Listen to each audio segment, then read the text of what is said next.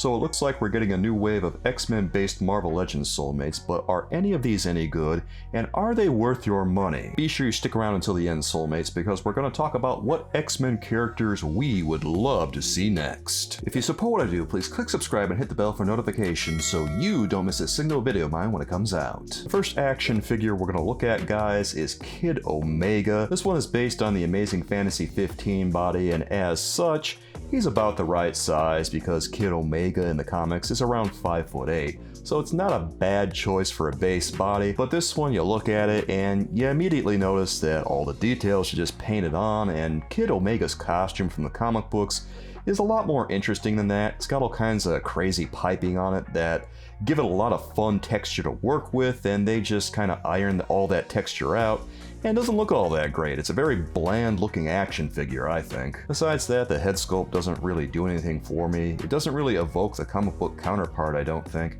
And it feels like his jaw is a little too angular. It just seems that the pink that they're using is too light of a value, and maybe it's just the light that this action figure's under while they're taking pictures, but it doesn't look quite right to me. I can almost guarantee this one's going to be a peg warmer. I don't see anyone rushing out to get this one outside of hardcore X-Men fans. Virtually no one outside of that is going to know who this character is, and I don't see anyone looking at this one and being inspired to go find out. The second action figure we're going to look at from this wave, guys, is Fang. And this one is okay. He features another reused body, but he actually doesn't look too bad on this one. And the way that the character is made looks more or less how he looks from the comic books. I don't know that this is one that I personally need, but I think it's pretty cool that he exists regardless. And considering that he's attached to Wolverine's history, he's more of a worthwhile character than some of the others that I think we're going to see from this wave. I will say that some of the parts we see glued on him should be sculpted because it would give the action figure a higher degree of quality.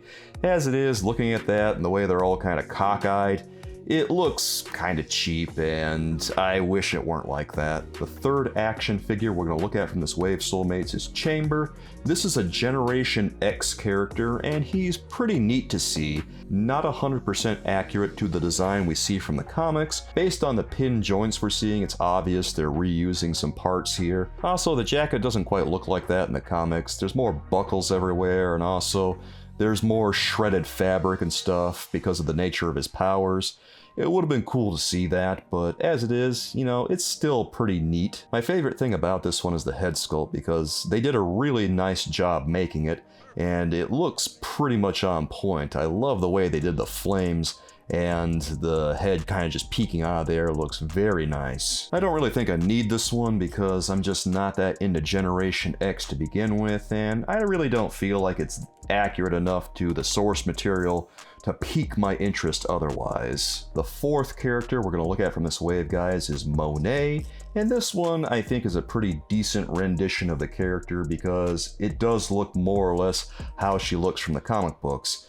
Now, as I noted in my previous video about these X-Men reveals, the zipper on her torso doesn't extend all the way down her stomach, which is not quite right. It should be extending all the way down there, and this is the second time this has happened on a Marvel Legend action figure, where the zipper has kind of just disappeared halfway down the torso. It looks weird when they do that, and I wish they would do something about it because obviously this is going to be a recurring thing. Also, something that I noticed about this one after the fact, and that a lot of other people noticed, was that the skin tone seemed a little light. But I'm thinking maybe it has to do with the light being used for the photography, because it has a way of affecting colors, so things might look a little lighter than they actually do in real life. So there's a pretty good chance it's going to look a lot different in person as opposed to a computer monitor. But you know, we'll have to wait and see. As it is, I think that this one stands out as one of the better releases in this wave. The next character we're going to look at in this wave, soulmates, is Corsair, and this is another one where I feel like he just doesn't really have a point in existing because he's not all that great. It looks like for the most part they've just repainted a Vulcan body, which makes a little bit of sense because, you know, Vulcan is Cyclops' brother, and Corsair is the father of Cyclops and all that stuff. So that checks out, but it feels like they could have done a little bit more here. The gloves look pretty cool, those work out real nicely, but once you get down to the boots, there's opportunity for texture and separation, and any excuse you can find at all to have some separation between design elements on a costume always makes it look nicer. There's a design on Corsair's gloves that would have been cool to see, but they decided to leave it off, and well, it's really too bad considering how bland the action figure looks. It would have added a little something more to what we're seeing here, but it is what it is at this point, I suppose. I don't really know what I'd say my favorite thing about this one is. It's just not that great of an action figure, I don't think.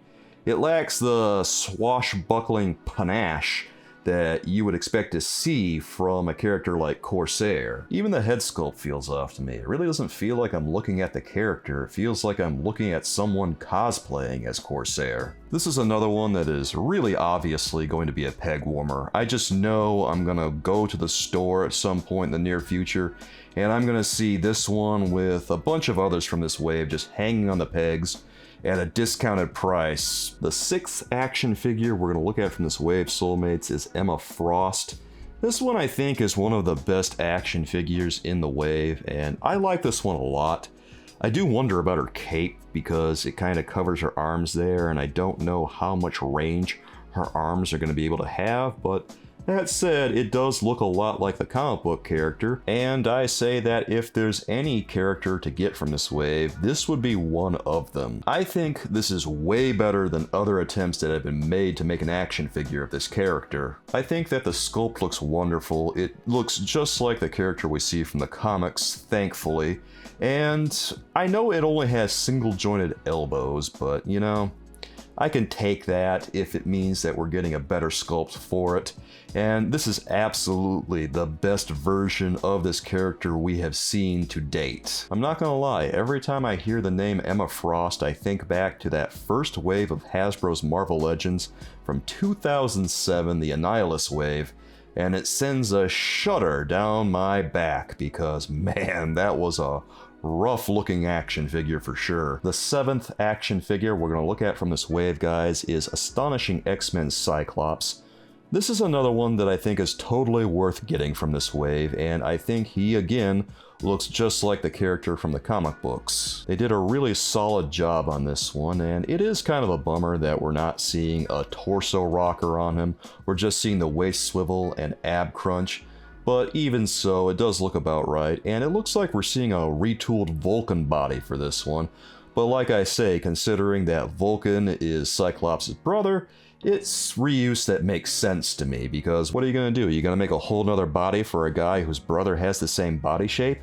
Doesn't make a lot of sense. One of my favorite things about this one is not only the piping that's on his costume, but also the optic blast effect that's kind of smoking and sneaking out of his visor. Oh, that's a really nice touch.